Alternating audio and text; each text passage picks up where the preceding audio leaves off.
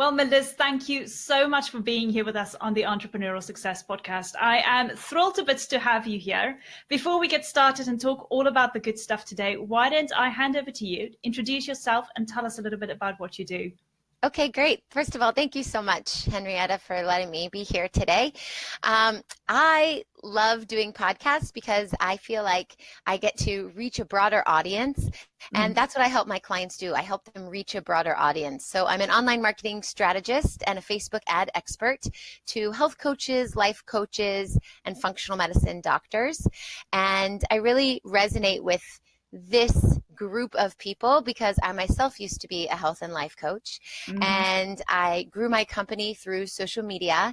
And then my friends who were health coaches and life coaches themselves asked me, how can you do that for us? How do we do that? How do we grow our following on social media? And I started helping them, and eventually I realized as much as I love health and life coaching, I still could be in that industry by helping others with social media. So for the last 4 years or so, I have been running my online marketing agency called Meliss Marketing, and we serve people all over the world, mostly in the health and wellness industry. And my niche, what I love to do is help people transition from one-on-one clients to group programs so they can scale their business in 90 days or less.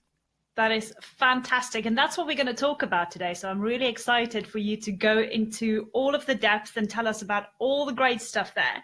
But before we get there, tell me a little bit about how you got started in your business, because I always find that there's this kind of thing, pivoting point in your life, or at a point in your life where you felt this, and I've got to take this leap of faith and I want to do this and I want to start my own business. What was that moment for you, and how did you get started? So I'm a little bit different from the typical entrepreneur in that I've been an entrepreneur since the 3rd grade. And I made friendship bracelets on the playground, and I sold them to my friends for $3 each. And ever since then, I've just always been in my own business. But I'm also really intuitive, and I like to do things from a place of passion where it feels right. So I am not stuck in something. If I feel it doesn't serve me anymore, I let go and I move on to the next thing. So when I first became an adult, I guess, I led a dance company, and I'm a dancer and I just love it. It's my passion.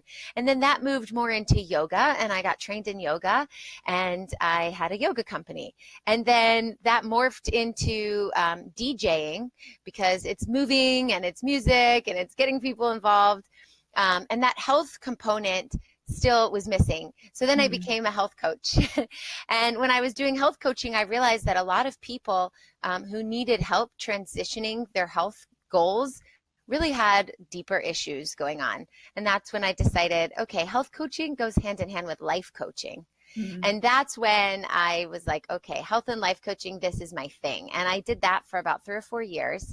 I'm a single mom of 2 boys, so I needed to have something that allowed me to work, make an income, also make an impact. I feel like I need to have something where it's coming from a point of purpose, but also be available for my kids and be the chauffeur and the chef and the maid and take them to activities and pick them up from school if they're sick. So entrepreneurship has really been the only way for me since forever. And then, like I said, the health and life coaching just grew and grew and grew through social media.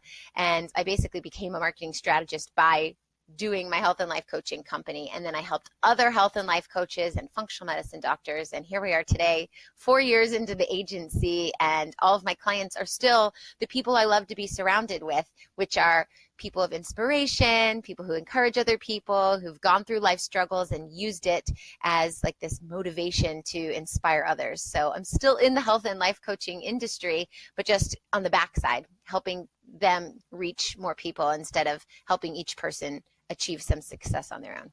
Yeah. Oh, I love hearing your story. It's so inspiring in so many ways as well, because for the majority of the part, I think a lot of people go through the stages of being stuck in the corporate world and then decide they want to take that time, that leap of faith, and they want to make, a difference. They want to make a difference, not just for themselves, but they want to go and do something else to fulfill their passion.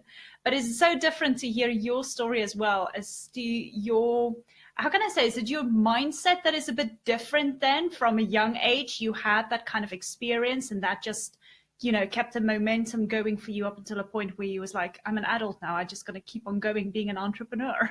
Yeah, I never felt like I need to be in the corporate world.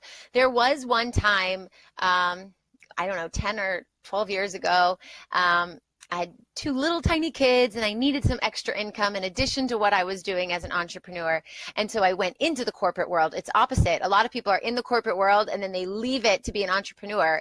To me, I am an entrepreneur. And if I needed to make an extra income, I'd pop into the corporate world here and there if I needed. So I did insurance work. I was just like typing stuff up in insurance, and it was the hardest 6 months of my life and I hated it. And when they fired me, I was like, yes, this is not for me. So, oh my gosh. It's not true to my heart, and I can't do things that I'm not passionate about. I just can't. Oh, I agree. I absolutely agree with you. Yeah. Why don't we jump into the fact that you want to talk to us about group programs, and in particular, how they can help you and your clients.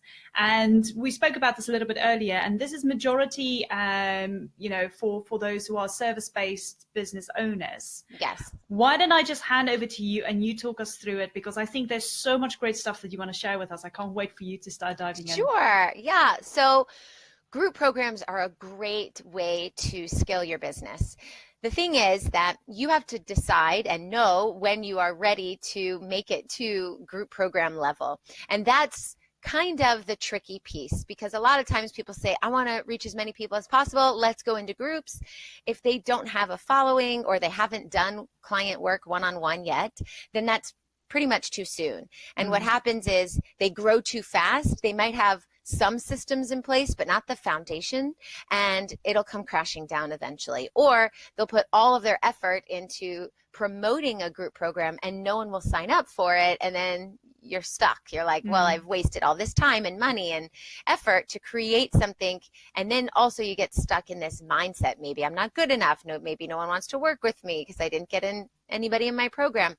So this is what I do. I like to help people decide when it's ready, when they're ready to move to that next level, and then help them create the right environment online, have all the marketing and promotions in place so that when they're ready to launch their group program, they can do it with ease and then they can scale their business. So yes, it's for service-based businesses. I generally tend to work with people who are building a personal brand. So these are people who can take a selfie of themselves and people are choosing to work with them because of who they are, as opposed to products like buy this vitamin or supplement. And I like doing that because it's authentic. Yeah. And that's really how you grow your groups, by being authentic and finding people in your tribe online who have similar things to not only you as a service owner, a service provider, but also to the other people that you're putting in the group. So you want to have some sort of commonality between everyone. So I love group programs because it helps you as an entrepreneur, as a business owner, and it also helps all of the participants. And it's a really beautiful thing to see. When you have a group program, you're creating a community. And when you create a community, people can lean on one another for help. There's a lot of support and encouragement. There's a lot of accountability in there because, you know, you don't want to be the one person in the group that doesn't do what you're supposed to do. So you kind of feel like I have to do this. Someone's watching me. That accountability really gets you to a place further on than you would have in your journey if you had done it alone. And also in a group, you have not just the facilitator, who would probably be you, the business owner, teaching a lesson. You also can take input from everyone else who may have had similar shared experiences or completely different experience that can relate to this. So it's a great way to get a lot of people's ideas and have this community of support. It's just beautiful. And when you have that support, you can reach your goals much faster. I help a lot of people in the health and wellness industry. And if someone's trying to lose weight or gain muscle or whatever it is, one of those things, that component that you must have is support. You could eat the right foods, you can do the right workouts, but if you don't have the support, you're really not going to succeed. And I feel that that transcends to all different industries. It can be to confidence coaches, empowerment coaches, people who are helping people leave abusive relationships. Like all these things you might think are very personal and they are very personal, but they don't have to be closed off. You can share those things, you can be authentic, you can open up, and you become an inspiration for other people. And that's what I feel like the magic is that happens inside of group programs. It's amazing. It's fascinating to hear you talking about it. But at the same time, if I may just jump in and ask here, sure. Because of the online world, I mean, there are so many different programs available, platforms, and to do it. From your experience, and maybe if you have a couple of examples that you want to use, what would you say consists inside a group program? What would that kind of look like?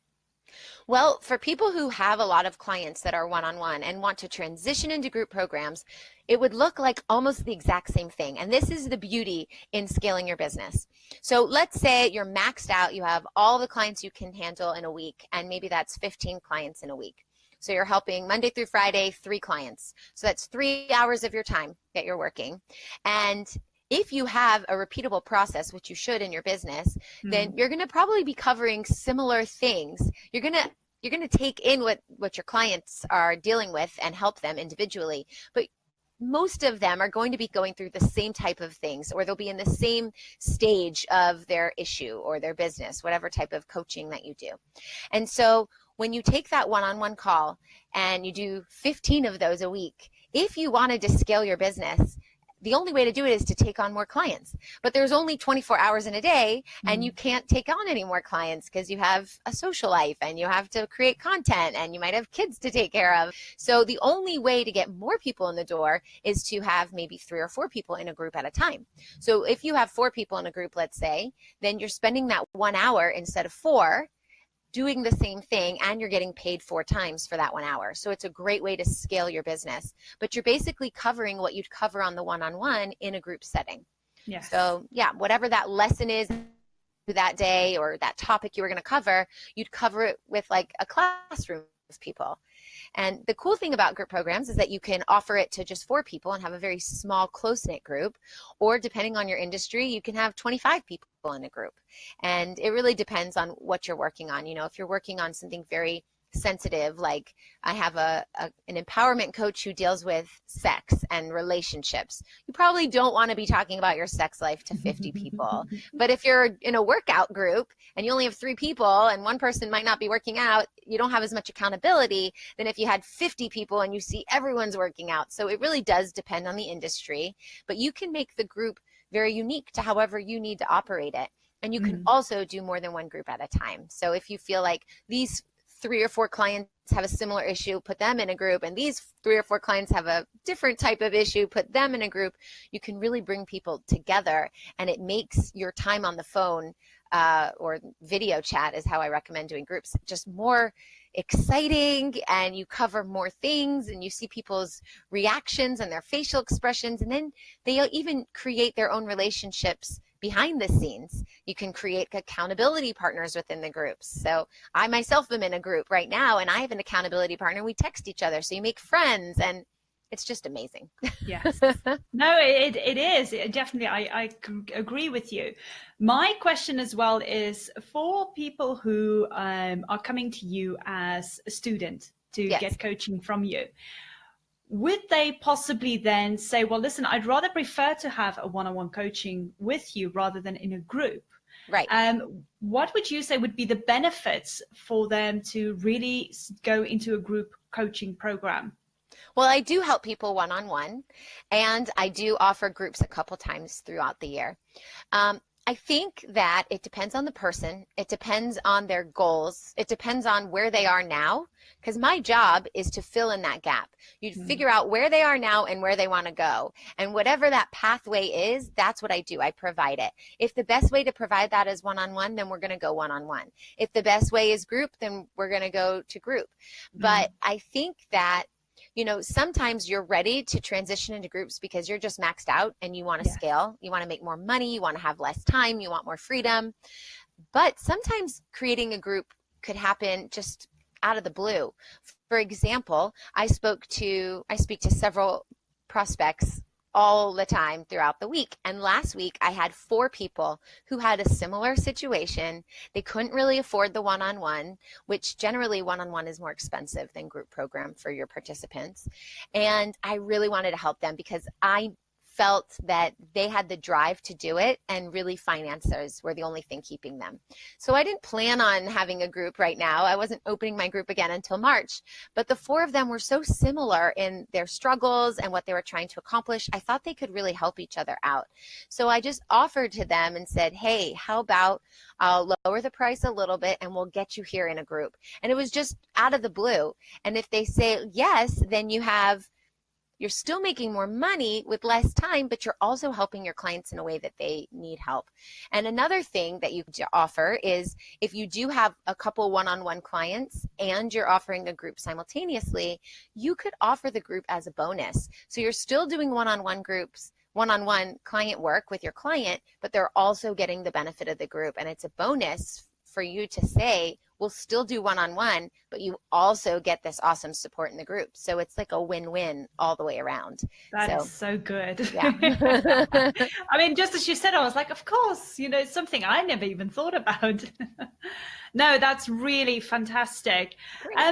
Do you have a couple of examples from your point of view as a coach where you kind of like structure your week then? How do you structure your week in order to make sure that you can obviously get the benefit of doing group coaching, but also getting the benefit of having more time available? Because like you said, there's only 24 hours in a day. Do you have some examples of what you do yourself then?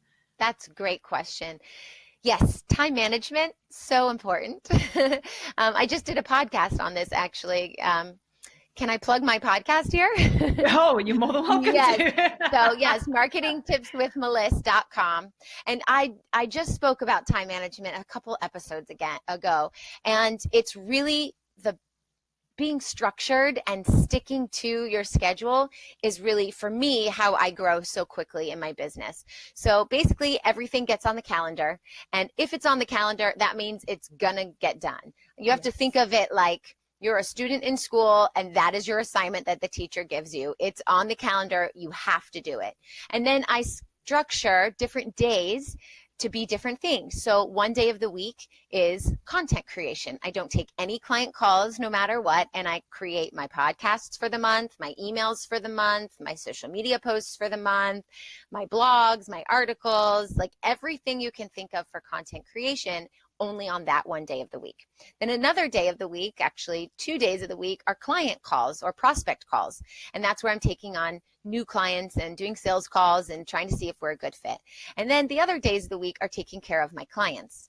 Now I do take care of them throughout the week on emails and everything, but that's the days that I schedule my calls for my one-on-ones and also my group programs. So you have to be very scheduled, very structured to make this work.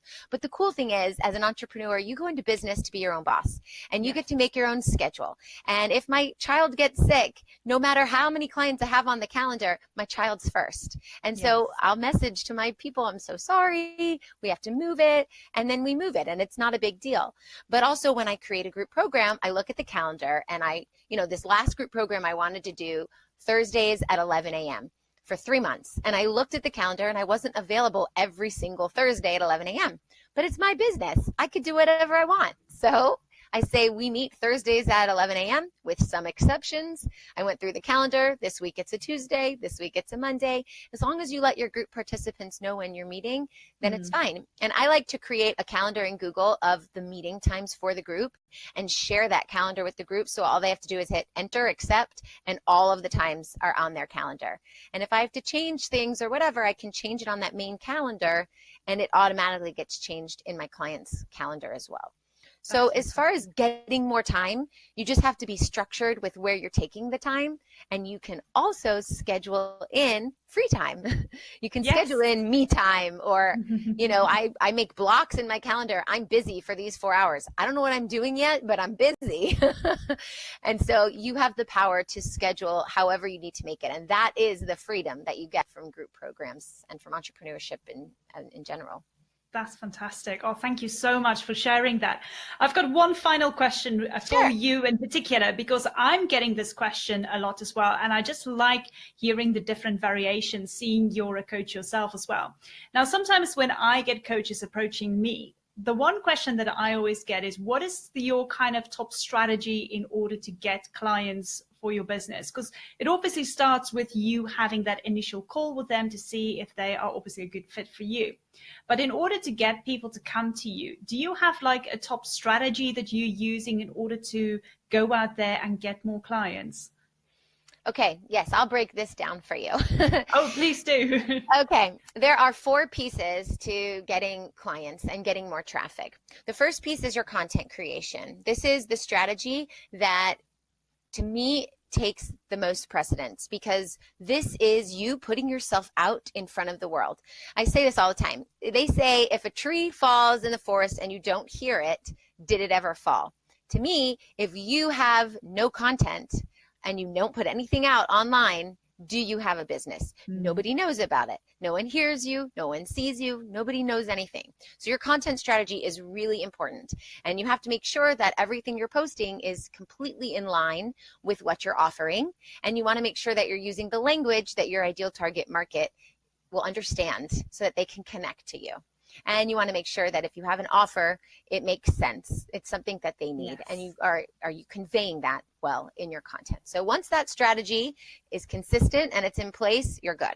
The next part is your lead magnet. This is something that you're giving away for free or very, very low price point to get people on your email list. You have to build an email list. If you don't have a thriving, active email list, you don't have followers who can connect with you and you can nurture them behind the scenes. It's not the same as having likes on Facebook or on Instagram, because you can't really connect with them unless you're personally messaging every single one of them individually every day. So you want to have an email list and you lead magnet. Once you have that system in place, we can go to the third system. And the third system is your sales funnels. And these are the series of landing pages that take your customer on a customer journey based on the actions that they're taking. So if a brand new person comes to you, you're not going to offer them your $10,000 signature package because it doesn't make sense. But if a brand new person comes to you and you offer them something for free or $10, it does make sense for them to opt in for that. And then you can nurture them through all the different programs and offerings that you have. If you have all 3 of these systems in place, then you can run Facebook ads. And the biggest misconception that people have when they come to me is they say, we want to reach so many people. We need to run Facebook ads. We've tried it ourselves. We've thrown away money. Facebook ads don't work. And I ask them, do you have these first 3 steps in place? And they always say no.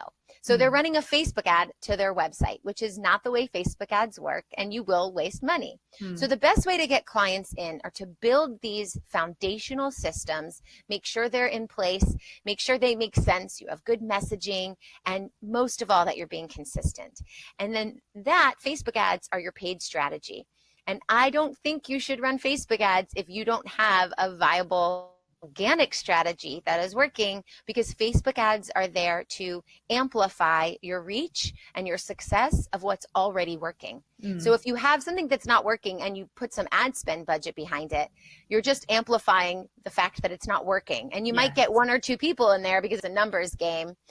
But you need to have a good organic strategy. So that looks like having a good cover photo, having a good profile picture, content posting consistently, engaging with your clients, private messaging people on the side, taking interest in what other people are saying, not just popping into their message, hey, buy something from me, like really being interested in what they offer, going into Facebook groups, offering lots of value. Don't do any salesy posts, but this happened to me in my business. This is what I learned from it. Here are a few things. And then you'll position yourself as an expert and people will start to flock to you. As you can create this consistency and this momentum, eventually something will shift, and you won't have to keep searching and reaching for people. They're going to start searching and reaching for you.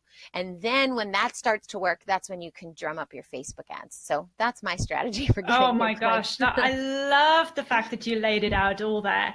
And I think this ties in great hand in hand with your expert's guide to marketing your coaching business or practice. And this is a freebie that you've got available for everybody here listening today. Yes. Why don't you tell us a little bit about that freebie? Because I know some of what you've just said is also available in there. So I've created a link for you guys to make it easier. It's tinyurl.com/expert marketing guide. And when you go there, you can grab my expert's guide to marketing your coaching business or practice. It's the 5 things you can be doing right now. It's an interactive guide. So when you download it onto your desktop or laptop or whatever, you can click throughout on tons of different links that will take you to past podcasts or different freebies I have. So it's totally interactive. It's like 20 pages long, and it will really help you build your business. So I've got that for free for you guys today. Thank you so much. And I've actually downloaded mine as well, and I had a look at it, and it was really, really good. So for those of you listening right now, do yourself a favor and go and get that guide. It is really jam-packed with a lot of great information. And like Meliss saying, you know, there's so many great links for you as well there. And I haven't even gone through the links yet, so I'm already impressed with what I've seen. Meliss, before we conclude to everything, tell us a little bit about your book, because you've got a great book as well, and I'm really excited to hear a little bit about it. So thank you. Show us. I think you've got a copy there. I have a copy here. This is my book. For those of you watching on the video, it's called #Expert, the Business Owner's Guide to Building Authority on Social Media. It hit Amazon bestseller when it first came out this year. And thank you. It's a quick little guide. You know, you can read it in a couple of days, and it helps you become the go-to person in your industry for service-based businesses especially. But if you have a service-based business and you're also selling a product, it can help you as well sell that product. I know a lot of health and life coaches also sell products on the side, but this is basically building a personal brand, becoming the expert in your industry, having people want to work with you specifically, because a lot of times if you don't have your mindset right, you think you're just one in a million. There's a million coaches online. And that's true, but the reason why people want to work with you is because it's you and what you bring to the table, what makes you unique, maybe a shared life experience. And that's what this book is all about. So it's about positioning you to be that expert, and you can grab your copy at #expert.com, and you spell the word hashtag out, #expertbook.com, #expertbook.com. And perfect. Yeah, quick read for you guys. Yeah, we'll have that in the show notes as well. So for those of you listening and you want to grab Meliss's book, then by all means do so. I think it is fantastic. Meliss, before we actually conclude, is there anything else that you would like to share with the audience? You know, just the people that are listening to this podcast, I want you to know that no matter where you are in your business, keep going. It's hard, entrepreneurship. There's ups, there's downs. There's sometimes where you make 40,000 months. There's sometimes where you're reaching out to family and friends asking for money for mortgage. You know, that's how it is. The goal is to be passionate, put out everything that you can, lay it all out on the table, and be fearless, because there will come a point where there's no more ups and downs that are that drastic, and you will have consistent work days, consistent client base. You'll be making an impact and helping other people. And if you truly believe in what you have to offer, all you got to do is learn how to put all these little marketing pieces in place to make it as big as you want it to be. And it's definitely doable. So keep going. Amazing. That's sound advice. Thank you so much for that. You're welcome. I really appreciate your time being here with us today. Thank you so much for all the tips that you've shared. And I mean, I specifically learned quite a lot as well. From one coach to another, I learned even from you. You're never too old to learn. That's right. The learning never stops, but the most important part is the implementation. Yes. Taking action is absolute key. Yes. Thank you so much again, Meliss. I really appreciate it. And we'll be in touch again very, very soon. Okay, great. Thank you. Bye. Bye.